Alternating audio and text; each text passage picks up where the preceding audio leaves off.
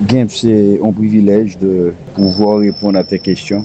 La première chose, c'est que je voudrais remercier la presse parlée, écrite et télévisée qui a accompagné nous pendant 4 ans. Je veux parler du cycle 21, 22, 23, 24. Donc, sans support, non, sans aide conditionnelle, non, pour les activités, nous avons une certaine visibilité. Peut-être que nous pas à l'âge aujourd'hui.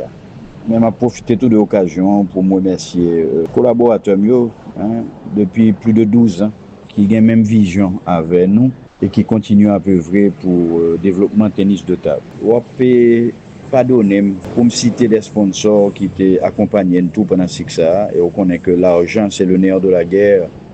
Donc, je prends temps pour me citer sponsors officiels Nogo, le corps arbitral, et ensuite les institutions qui sont là pour nous aider à promouvoir cette discipline. Je veux parler du ministère et du comité olympique haïtien. Je pense que sans synergie, ça, et bien sûr, je reprends le secteur privé. Sans synergie, ça, je n'ai pas espoir pour le développement sport haïtien. Bien entendu, avec un leadership d'Adi éclairé, qui composait des mondes, même Jean Vogue, passionné pour le développement du sport. Sport quand même son facteur d'éducation, sport quand même son facteur de promotion sociale, son facteur d'épanouissement de la personnalité.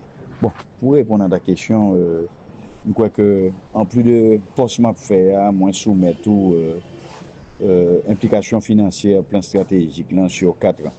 C'est simple, pour concentrer, pour dérégionaliser, pour décentraliser, il te faut quand même être concerné par le développement du tennis de table, donc la pratique du tennis de table au niveau des 11 régions du pays. Je dis 11 régions, il y a 10 départements, mais je crois qu'il y a un des départements, le Bas et le Haut-Artibonite, qui ont 2 régions. Ça fait 11 régions.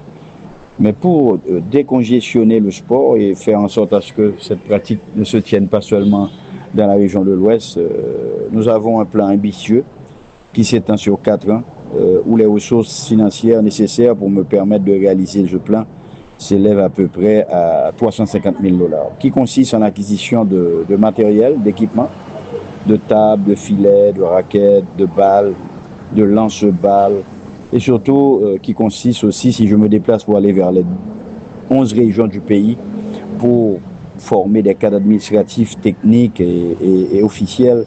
Tu sais que maintenant, et même lorsque les zones dédiées sont insécures ces jours-ci, tu sais, avec la technologie où il y a des formations en ligne, nous pouvons certainement organiser des formations. Il faut surtout s'assurer qu'auprès de ces 12 régions, c'est un travail que je devrais faire avec l'unité de programmation du ministère qui me dira où se trouvent les directions régionales, qui sont les directeurs de ces directions départementales, je dirais, pour pouvoir quand même, puisque le tennis de table se joue en salle fermée, trouver une salle appropriée, organiser un stage, s'assurer qu'académiquement, que les jeunes qui seront appelés à participer à ce stage ont une formation initiale qui leur permette de bien appréhender les concepts d'une éducation physique à l'école, les concepts d'un entraînement en tennis de table, tu vois. Donc ce sont les conditions peut-être qui seront demandées à ce que ces chefs-lieux déjà de département soient choisis. Donc en plus de ça quand même, nous allons essayer d'avoir des partenariats avec l'ITTF, avec l'association régionale, l'association continentale. Nous allons continuer à organiser des tournois, nous allons continuer à sensibiliser les médias pour promouvoir le tennis de table. Nous allons continuer à chercher des financements, tu vois, des gens intéressés à cette jeunesse quand même. Ils sont plus de 7 millions, il faut bien qu'on les occupe. Ensuite, et l'utilisation des technologies, maintenant la formation peut se donner en ligne. Dans un souci de massifier, et de cette massification sortira des talents émergents que nous prendrons en charge dans le cadre d'un programme d'excellence. Derrière tout ça, il y a Ralph, un passionné, un malade, qui se soucie d'une jeunesse et privé de tout, quoi. Et donc, notre objectif pour le cycle, c'est que nous augmentions le nombre de pratiquants.